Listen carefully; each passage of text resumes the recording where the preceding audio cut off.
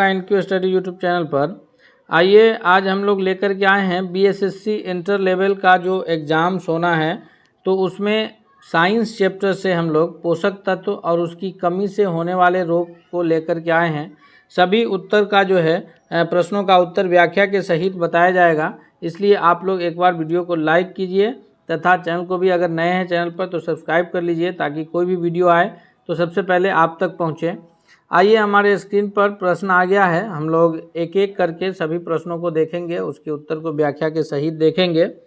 पहला क्वेश्चन है कि स्टार्च या मंड भी इसे कहा जाता है, तो स्टार्च से क्या संबंधित है? स्टार्च से ग्लूकोज संबंधित है या फ्रुक्टोज या सुक्रोज या ग्लैक्टोज? तो इस प्रश्न का जो सबसे करेक्ट आंसर होगा कि स्टार्च से जो संबंधित है वह ग्लूकोज संबंधित है, यानी ऑप्शन नंबर ए जो है इस प्रश्न का सबसे सही उत्तर होगा।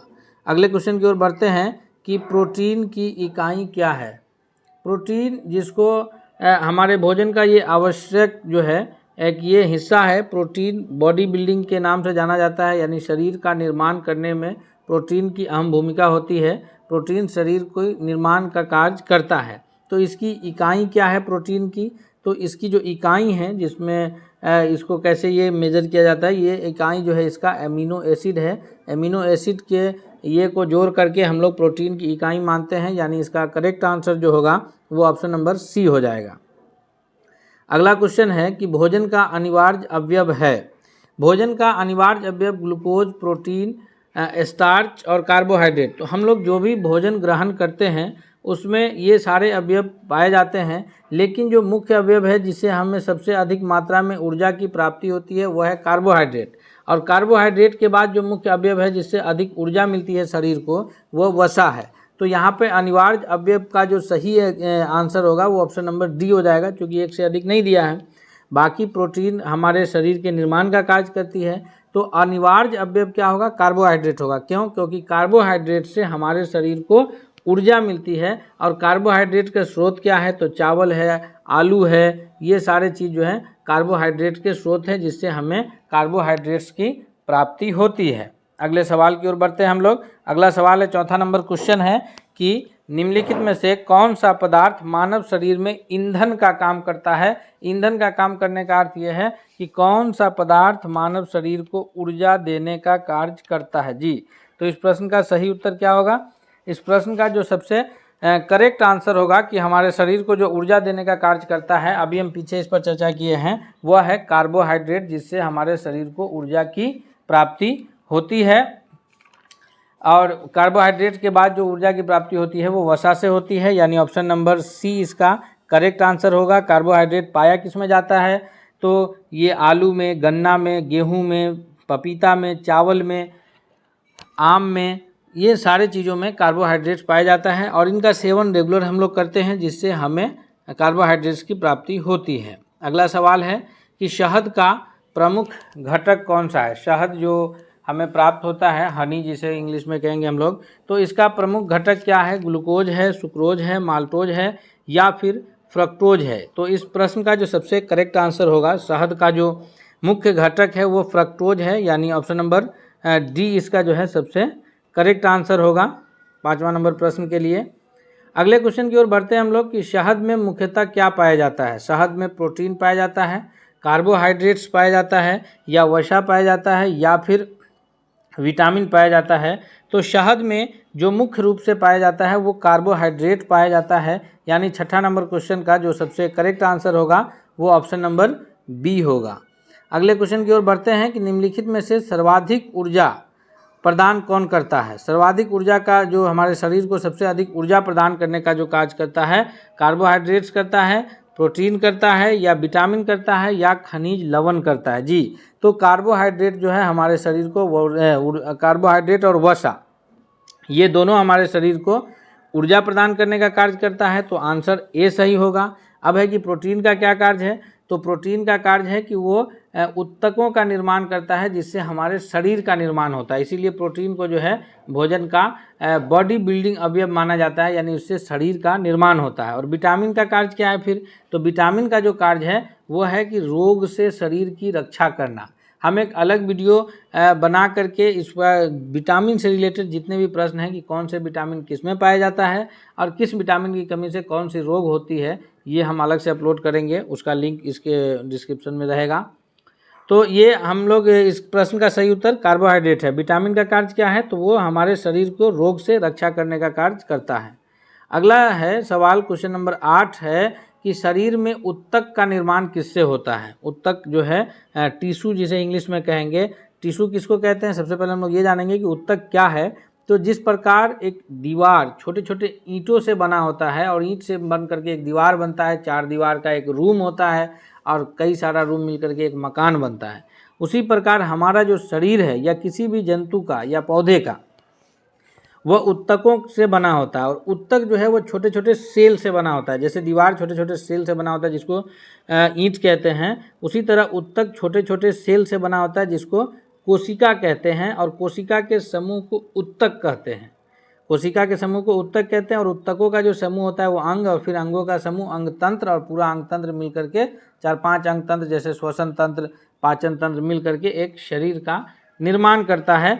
तो उसी प्रकार जो उत्तक का निर्माण के लिए जो जिम्मेदार हैं, हम अभी कहे हैं कि बॉडी बिल्डिंग अवयव कौन है हमारे भोजन का? तो बॉडी बिल्डिंग अवयव जो है वो प्रोटीन है। बाकी वसा और कार्बोहाइड्रेट एनर्जी देगा। प्रोटीन है, विटामिन में टिक लग गया है, प्रोटीन है, यानी option number A correct answer होगा। बाकी वसा और कार्बोहाइड्रेट ये एनर्जी देगा और विटामिन जो है ये रोग से हमारे शरीर की रक्षा करेगा। अगले क्वेश्चन की ओर बढ़ते हैं कि एंजाइम जो है वो मूल रूप से क्या है? एंजाइम जो हम लोग भोजन करते हैं तो उसमें एंजाइम जो है वो भोजन को पचा करके उससे भोजन से जो मुख्य अवयव है उसको निकालने का कार्य करता है। तो एंजाइम है क्या? 9वां नंबर सवाल का सबसे करेक्ट आंसर क्या होगा? तो एंजाइम जो है वो मुख्य रूप से प्रोटीन है, यानी ऑप्शन नंबर बी इसका सबसे करेक्ट आंसर होगा। अगला है कि किसी में प्रोटीन नहीं पाया जाता है। प्रोटीन किस में नहीं पाया जाता है? मांस में, दूध में, चावल में और दाल में। सबसे पहले हम लोग ये जानेंगे कि प्रोटीन पाया किस में जाता है। तो प्रोटीन जो पाया जाता है वो चना में, मूंग में, दाल में, यानी जो भी दाल है उन सब में प्रोटीन की अच्छी मात्रा पाई जाती है। बीन्स, सोयाबीन, इन सारे चीज़ों में, मटर में, मीट में यानी मांस में, फिर मछली में, पनीर में, अंडा में, इन सारे चीज़ों में जो है प्रोटीन की अच्छी मात्रा पाई जाती है। तो इस आधार पर जो सबसे सही जवाब होगा वो हो जाएगा चावल, जिसमें क्या पाया जाता है? इसमें पाया जाता है क्या चीज़? कार्बोहाइड्रेट्स। दोस्तों अगर आपको वीडियो पसंद आ रहा है तो आप एक लाइक ज़रूर कर दीजिएगा और दोस्तों के बीच भी ये शेयर कीजिएगा ताकि उनकी भी तैयारी सही हो जाए। साथ ही अगर आपको किसी भी प्रकार के PDF नोट्स की आवश्यकता हो तो नीचे दिए नंबर पर आप हमें व्हाट्सएप कर सकते हैं। अगले प्रश्न की ओर बढ़ते हैं हम लोग कि निम्नलिखित में से किस में प्रोटीन का सबसे अधिक स्रोत पाया जाता है? यानी प्रोटीन जो है सबसे अधिक मात्रा में इसमें से किस में पाया जाता है? उड़द में है, चना में है, मटर में है, सोयाबीन में है। अभी हम पीछे वाला क्वेश्चन पे जब चर्चा कर रहे थे तो हमने कहा है कि प्रोटीन सभी में पाया जाता है, यानी जो भी दलहन हैं उन सब में प्रोटीन की मात्रा पाई जाती है, उड़द, चना, मटर सब में। लेकिन सबसे अधिक स्रोत, तो सबसे अधिक जो है वो option number D correct answer होगा कि सबसे अधिक जो प्रोटीन पाया जाता है वो सोयाबीन में पाया जाता है। अगला क्वेश्चन है कि ऊंट बिना पानी पिए कुछ दिनों तक मरुस्थल में रहता है, वो ऐसा कैसे कर पाता है? क्योंकि पहला ऑप्शन है कि अपने पेशी में जमा किए पानी का प्रयोग करता है, या अपने कुबर में जमा किए चिकनाई का प्रयोग करके, या उपापचय क्रिया को कम करके, या पानी के प्रयोग को कम करके। तो इसमें से पानी का प्रयोग नहीं कम होता है, ना उपापचय क्रिया कम होता है। उसके कुबर में जो चिकनाई जमा रहता है वो उसका प्रयोग करता है और उससे उसको ऊर्जा की प्राप्ति होती रहती है, जिसकी वजह से वो कई दिनों तक बिना पानी के भी मरुस्थलों में रहता है। अगला प्रश्न है कि विटामिन शब्द जो प्रतिपादित किया है, विटामिन जिसका कार्य क्या है? शरीर की रक्षा करना रोगों से, ये शब्द किसने प्रतिपादित किया है? मेंडल ने, पाश्चर ने, फंक ने या लेनेक ने? तो इसको जो ये किया है, प्रतिपादित किया है, वो फंक ने किया है, यानी ऑप्शन नंबर इसका करेक्ट आंसर सी होगा। हमने पहले भी कहा है कि विटामिन से रिलेटेड जो भी सवाल है वो हम एक अलग वीडियो के जरिए अपलोड करेंगे।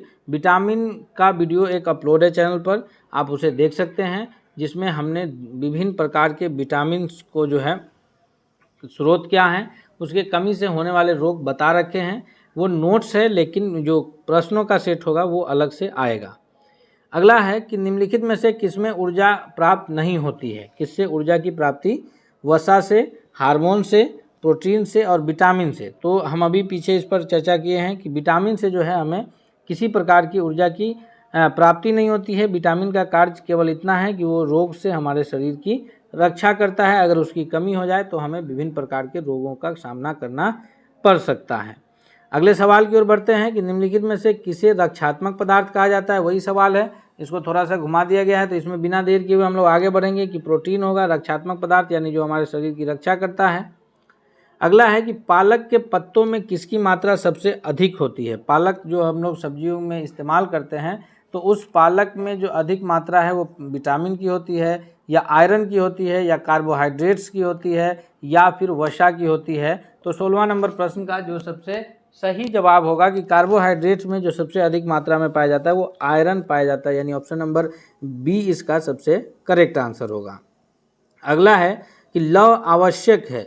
जो लव अयस्क है यानी आयरन जो हमारे लिए क्यों आवश्यक है, तो ये हीमोग्लोबिन वो आरबीसी का निर्माण करता है, इसके लिए आवश्यक है, या फिर सामान्य स्वास्थ्य बनाए रखने के लिए आवश्यक है, शरीर के ऊतकों तक ऑक्सीजन पहुंचाने के लिए आवश्यक है। तो ये तीनों चीज़ के लिए आयरन जो है आवश्यक है।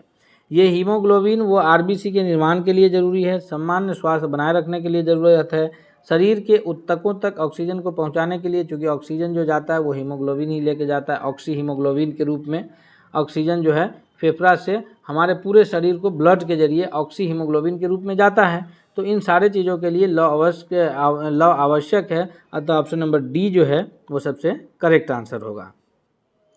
अगला सवाल है कि निम्नलिखित में से किसकी कमी से एनीमिया रोग होता है। एनीमिया रोग जो है वह आयोडीन की कमी से होता है, या कैल्शियम की कमी से होता है, या लोहे की कमी से होता है, या फिर जस्ता की कमी से होता है। तो 18वां नंबर प्रश्न का जो सबसे करेक्ट आंसर होगा वो हो जाएगा कि ऑप्शन नंबर सी, यानी लोहा की कमी से एनीमिया होता है, आयोडीन की कमी से घेंगा रोग होता है, कैल्शियम की कमी से हड्डी कमज़ोर होगा। तो और जो एनीमिया रोग है, पीलापन जो है वो लोहे की कमी से होगा। आगे है कि टाइफाइड जो होता है बीमारी, टाइफाइड जो बुखार की एक किस्म है, तो ये टाइफाइड में शरीर का कौन सा अंग प्रभावित हो जाता है। शरीर का कौन सा अंग जो है टाइफाइड जैसी बीमारियों से प्रभावित होता है। इस प्रश्न का सबसे सही उत्तर क्या होगा। तो 19वां नंबर क्वेश्चन का जो सबसे करेक्ट आंसर होगा कि टाइफाइड से जो शरीर का अंग सबसे अधिक प्रभावित होता है वो आंत है, इंटेस्टाइन जिसे कहेंगे इंग्लिश में। ये सबसे ज़्यादा जो है टाइफाइड से डिस्टर्ब होता है। अगला प्रश्न है कि पेचिश रोग के लिए उत्तरदायी प्रोटोजोआ है। कौन सी प्रोटोजोआ की वजह से पेचिश रोग होता है। ये एंटी अमीबा की वजह से, अमीबा की वजह से, या फैगोट्राफिक के वजह से, या फिर ट्रिपेनोसोमा के वजह से। तो पेचिश रोग जो सबसे अधिक उत्तरदायी है, जो पेचिश रोग होने का कारण है वो एंटी अमीबा है, यानी ऑप्शन नंबर ए जो है इसका 20वां नंबर सवाल का वो सबसे करेक्ट आंसर है। अगले सवाल की ओर बढ़ते हैं कि हैजा का क्या कारण है। हैजा भी एक प्रकार का रोग है। तो इस हैजा रोग का प्रमुख कारण क्या है। यह रोग जीवाणु के वजह से फैलता है, यानी बैक्टीरिया के वजह से, या विषाणु के वजह से, या फफूंद के वजह से, या फिर शैवाल के वजह से। हैजा रोग जो है वो इसका प्रमुख कारण क्या है। तो हैजा को जो फैलने का प्रमुख कारण है वो बैक्टीरिया है, जो जीवाणु जिसे कहते हैं हिंदी में, बैक्टीरिया के कारण जो है हैजा प्रमुख रूप से फैलता है। अगला प्रश्न है हमारे स्क्रीन पर कि खसरा रोग का कारण क्या है। हमने पहले ही कहा था कि ये जो प्रश्न हम लोग लेकर आए हैं ये पोषक तत्व और उससे होने वाले, यानी उसकी अगर कमी हो तो उससे होने वाले रोग के बारे में है। तो खसरा रोग का जो प्रमुख कारण वह है जीवाणु, विषाणु, प्रोटोजोआ या कृमि। तो इसका जो सबसे सही उत्तर है 22वां नंबर प्रश्न का कि प्रोटोजोआ के जो कारण है वो विषाणु है, यानी वायरस के कारण जो है प्रोटोजोआ रोग फैलता है, वायरस के कारण। और वायरस इतना फेमस हो गया था कोरोना वायरस, कोरोना पैंडेमिक के दौरान, कि हर बच्चा जो है वायरस नाम से परिचित है, हिंदी में जिसे विषाणु कहते हैं। खसरा रोग इसी के वजह से उत्पन्न होता है। अगला है कि मियादी जो ज्वर है, यानी मियादी बुखार किसके कारण होता है। ये वायरस के कारण होता है, या फिर जीवाणु, फफूंद, या इनमें से कोई नहीं। तो मियादी ज्वर जो है इसका जो प्रमुख कारण है यह जीवाणु के वजह से होता है, यानी ऑप्शन नंबर बी जो है 23वां नंबर प्रश्न के लिए सबसे सही उत्तर होगा। अगले प्रश्न की ओर बढ़ते हैं हम लोग कि टाइफाइड पैदा किया जाता है। टाइफाइड किसके द्वारा पैदा किया जाता है, कौन सा ये उसके लिए जिम्मेदार है, वह है स्यूडोमोनास स्पीसीज द्वारा, या फिर स्टेफाइलोकोकस स्पीसीज द्वारा, या वैसिलस स्पीसीज, या फिर साल्मोनेला टाइफी द्वारा। ये किसके द्वारा जो है ये फैलता है? टाइफाइड जो फैलता है वो साल्मोनेला टाइफी के द्वारा, यानी ऑप्शन नंबर डी जो है इसका सबसे करेक्ट आंसर होगा। अगला है कि डेंगू बुखार, जो बहुत ही खतरनाक बुखार के नाम से जाना जाता है, डेंगू नाम सुनते ही लोग कांप जाते हैं कि डेंगू बुखार होने पर जो है स्थिति गंभीर हो जाती है। डेंगू बुखार किस रोग वाहक द्वारा संचरित होता है? जैसे जो हमारा मलेरिया है वो मादा एनफ्लूएंजा मच्छर के काटने की वजह से होता है, तो उसी प्रकार जो डेंगू बुखार है वो एडीज एजिप्टी मच्छर से फैलता है, यानी ऑप्शन नंबर सी इसका 25वां नंबर प्रश्न का सबसे करेक्ट आंसर होगा कि डेंगू बुखार किसके वजह से होता है? यह एडीज एजिप्टी से होता है। अगला है कि कार्बोहाइड्रेट के अलावा हमारे आहार में यानी हमारे भोजन में ऊर्जा का एक प्रमुख स्रोत क्या है? पीछे भी इस पर हम लोग लगातार चर्चा किए हैं कि जो ये है कार्बोहाइड्रेट्स है, ये हमें ऊर्जा का, हमारे शरीर के ऊर्जा का ये प्रमुख स्रोत है, लेकिन इसके अतिरिक्त कार्बोहाइड्रेट्स के अतिरिक्त जो हमारे शरीर को ऊर्जा की प्राप्ति होती है वो किससे होती है? वह वसा से होती है, यानी ऑप्शन नंबर बी इसका करेक्ट आंसर होगा। इंग्लिश में फैट्स बोलेंगे इसको। प्रोटीन बॉडी बिल्डिंग है, यानी उससे हमारे शरीर का निर्माण होता है। विटामिन से रोग की रक्षा होती है। अगला है कि निम्नलिखित में से कौन सी बीमारी पानी द्वारा नहीं होता है? जैसे बीमारी जो है फ्लू है, टाइफाइड है, हैजा है या अमीबियासिस है, इसमें से कौन सी बीमारी जो है वो पानी से नहीं फैलता है? तो इसका सबसे पानी का ये गलत, पानी इस प्रकार से लिखा जाएगा। तो पानी से नहीं फैलने वाला बीमारी कौन सा है? 27वां नंबर प्रश्न का जो करेक्ट आंसर है वो ऑप्शन नंबर ए है कि फ्लू जो है वो पानी से नहीं फैलता है। अगला सवाल है 28वां नंबर प्रश्न है हमारे स्क्रीन पर कि निम्न में से कौन पोलियो का कारण है? पोलियो किसके कारण से होता है? कवक के कारण, या फिर वायरस के कारण, या फिर कृमि के कारण, या बैक्टीरिया के कारण? तो 28वां नंबर प्रश्न का सबसे करेक्ट आंसर होगा वह होगा कि एक वायरस के कारण कवक जो है पोलियो जो है वो फैलता है। हालांकि इंडिया ने पोलियो पर 2 बूंद दवा जिंदगी के लिए जो है यह पोलियो पर एक बेहतरीन काबू पाया है। अब जो है पोलियो के ग्राफ बहुत ही नीचे है, ना के बराबर हम लोग निग्लिजिबल मान के चलते हैं उसको। तो पोलियो जो है वो वायरस के कारण फैलने वाला बीमारी था। आगे है कि निमोनिया रोग जो है मानव शरीर के किस अंग को ग्रसित करता है? निमोनिया रोग खास करके बचपन में ज़्यादातर बच्चों को पकड़ता है, लेकिन ये रोग है तो यह किसी को भी हो सकता है। निमोनिया रोग मानव शरीर के कौन से अंग को ज़्यादा ग्रसित करता है? जैसे हम लोगों ने पीछे देखा था कि टाइफाइड में आंत ग्रसित हो जाता है, इंटेस्टाइन, उसी प्रकार निमोनिया जब होता है तो उसमें आंत होता है, या अस्थि संधि यानी बोन का जो ये है, या फिर यकृत यानी लीवर, या फेफड़े जिसको इंग्लिश में लंग्स कहेंगे। तो निमोनिया में जो सबसे ज़्यादा ग्रसित होता है, निमोनिया बीमारी सर्दी खांसी से रिलेटेड बीमारी है, तो यह जो है फेफड़े को सबसे ज़्यादा अफेक्टेड करता है, यानी लंग्स को सबसे ज़्यादा यह प्रभावित करता है। तो 29वां नंबर प्रश्न का डी आंसर सही है। अगला है कि मादा क्यूलेक्स मच्छर निम्नलिखित में से किस रोग का वाहक है? मलेरिया जो है वो मादा एनफ्लूएंजा मच्छर के काटने से होता है, ये हम लोग याद रखेंगे। बहुत ही आसान प्रश्न है, इसलिए हमने इसे शामिल नहीं किया है। ये बचपन में भी क्लास 4था या 5वां में हमें ये मिल जाता है, तो इस प्रश्न को हमने इसीलिए शामिल नहीं किया क्योंकि हम लोग को ध्यान रहता है। लेकिन मादा क्यूसेक के जो क्यूलेक्स मच्छर है, इससे कौन सा रोग फैलता है? तो इससे फैलता है फाइलेरिया नामक रोग, यानी ऑप्शन नंबर बी इसका सबसे करेक्ट आंसर होगा।